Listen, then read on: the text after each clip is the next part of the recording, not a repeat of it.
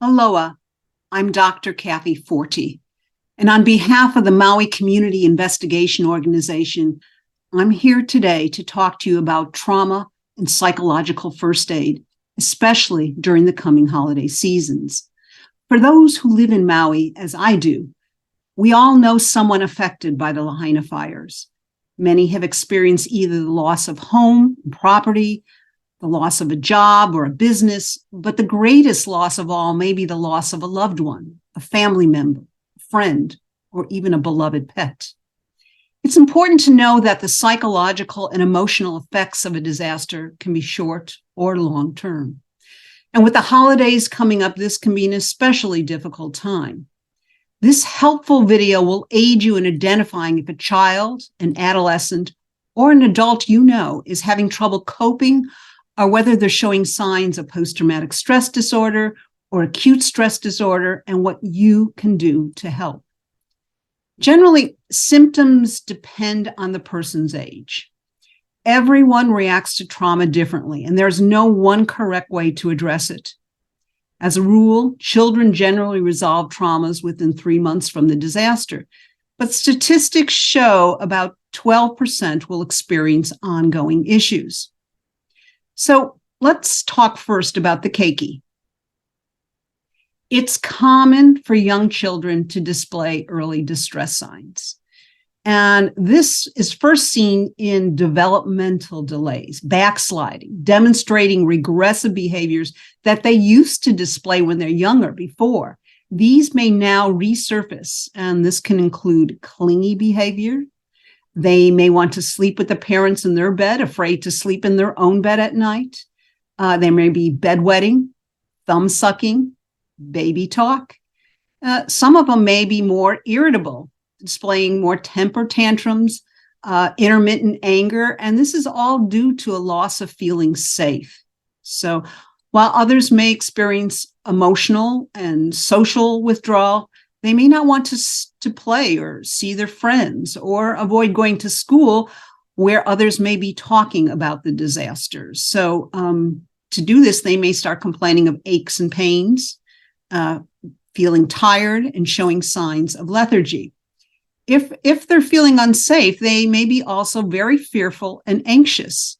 Some children oftentimes will experience survivor's guilt, especially if they know someone, a friend, that has died, and they become overly concerned now with the welfare of their friends and their family members.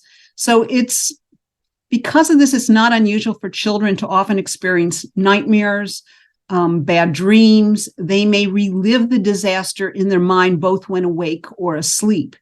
They may actually avoid sleep if this is the case, or have difficulty sleeping. So there's a whole host of things that you may see pop up in children's behavior early on. As for adolescents and adults, it's a little bit different. They may experience the trauma with numbness, where they're unable to feel joy or sadness or an inability to cry. They may have difficulty talking about what happened or listening to others talk about it. And the general rule is don't force them to talk about it, and support those who do want to talk about it. And I probably will say this again, because we always say, well, talk about it, it's good for you. And not everybody is ready to yet, so don't force that. Like younger children, adolescents and adults may also experience somatic complaints, physical problems such as stomach aches, diarrhea, headaches, and so forth. They may start eating too much for comfort, or neglecting meals and sustenance altogether by eating too little. There's some that may experience sweating or chills, which may indicate some mild panic attacks that they're feeling. They too may have insomnia, or sleep too much or too little in general, have trouble relaxing when they're awake or trying to get to sleep. And over time, this can manifest as a lack of energy or too much, whereas they'll start becoming jumpy, hyped up, easily startled, or on edge. So they, in general, will feel anxious about the present and the future. Cognitively, there may be some mental fog. They may have trouble remembering things, thinking clearly, focusing and making decisions, or putting off making decisions or making change that's greatly needed. As for socially, they may self-isolate. They may want to be alone, escaping from the world around them, which, if left unchecked, can lead to substance abuse. Alcohol, recreational drugs, or even prescription medication. Anything to reduce those stressful memories and feelings. It's a way of coping, but over time, it becomes a dysfunctional way of coping for them. So keep your eye open for that. So when do these symptoms become a real problem?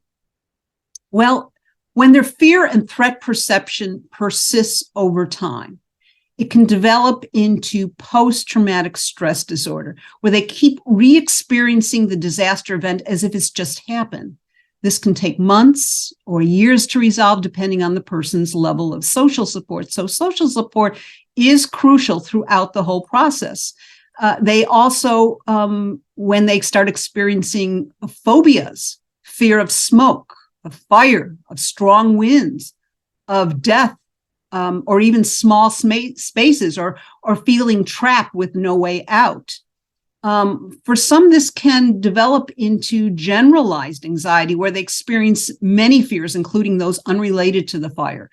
To them, the world may feel like an unsafe place, and they have to be hypervigilant. The most common condition of all is, of course, depression, feeling hopeless or unworthy, unable to face the future. This may appear as sadness, even excessive crying. They feel powerless with no sense of control over their life or the future. And, depression in general is anger turned inward at oneself. And over time, this too can lead to substance abuse.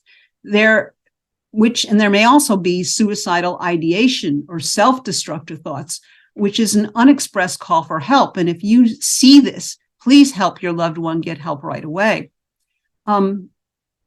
It's good to remember that if there were any pre-existing mental health issues prior to the disaster, they will in all likelihood be exacerbated after such a traumatic event. So be on lookout for them.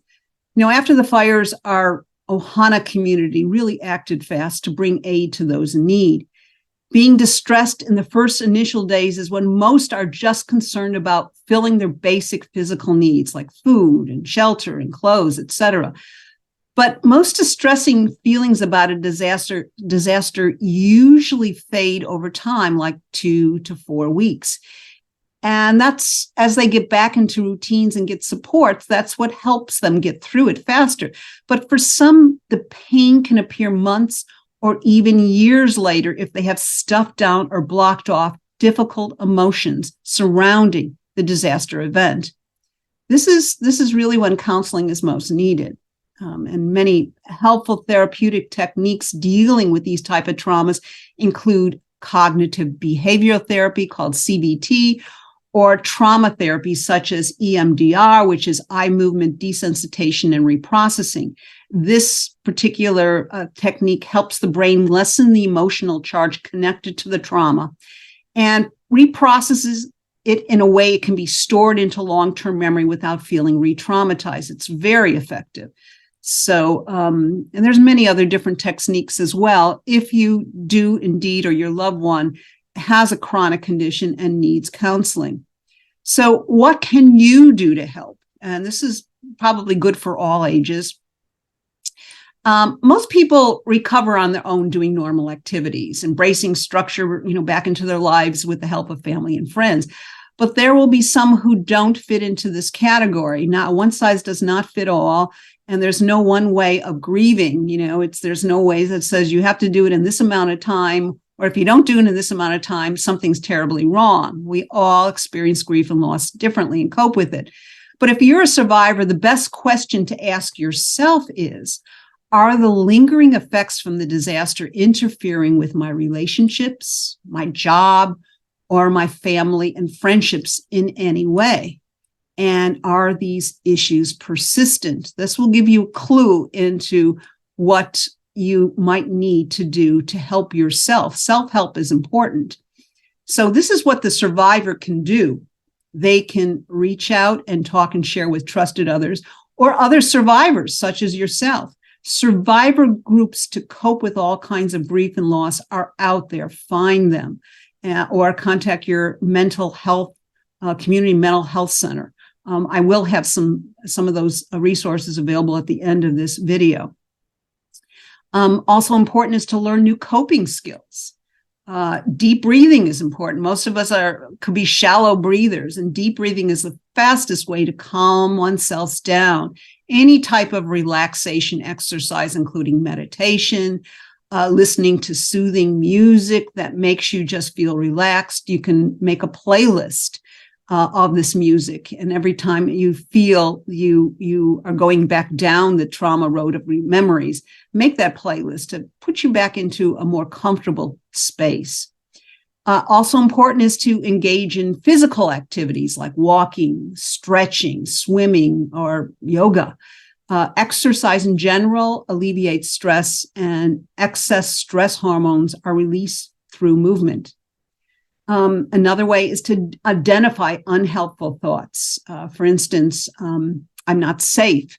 No one loves or cares about me. All this destructive self-talk goes through our head, and we need to replace them with helpful, more positive thoughts and messages, almost becoming like a mantra, to use these new positive mantra thoughts when intrusive thoughts come through so that we can extinguish them over time. If you're a concerned family member, I would encourage those who want to talk about it to do so. But again, don't force them to share. Everything has a time and place. And if they can't talk about it, tell them to journal and write down as much detail as they want about what happened or any painful memories and how it made them feel. This is a good, safe, expressive outlet for one's emotions, and very, very therapeutic over time. They may only want to do it once, but if they keep a daily journal, it's more way, and then they can look back and actually see their progress over time. I've helped overcome that particular thought or feeling, and I'm moving on, I'm changing, I'm healing.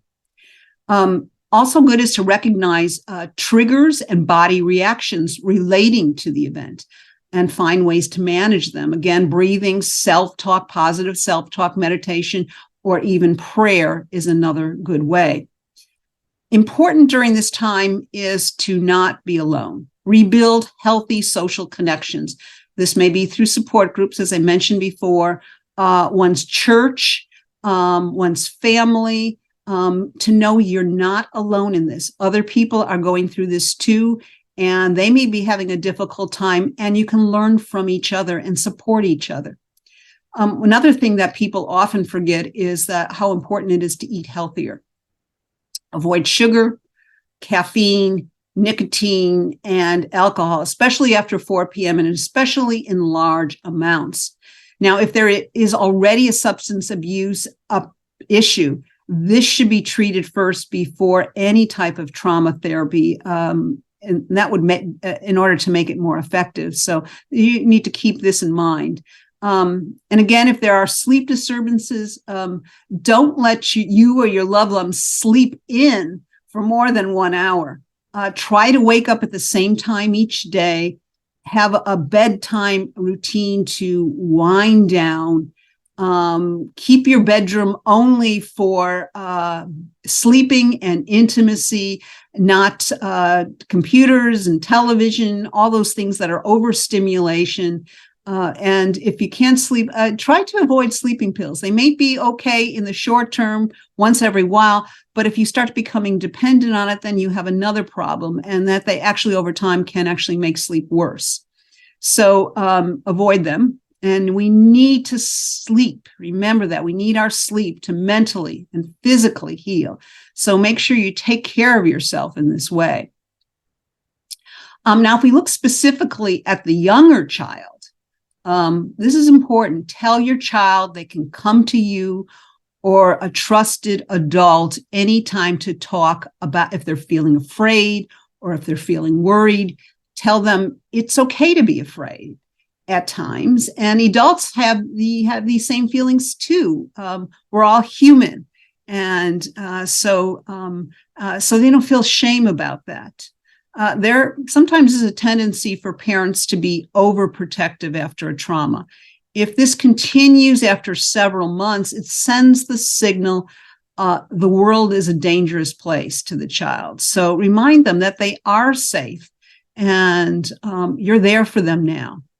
If you're over attentive to symptoms and comfort the child each time they express a need, it can also prolong the symptoms. So you don't want to enable that either, because, children learn to self-help, self-care as well, just as a baby learns to stop crying and learns to soothe itself without its mother picking itself up every time.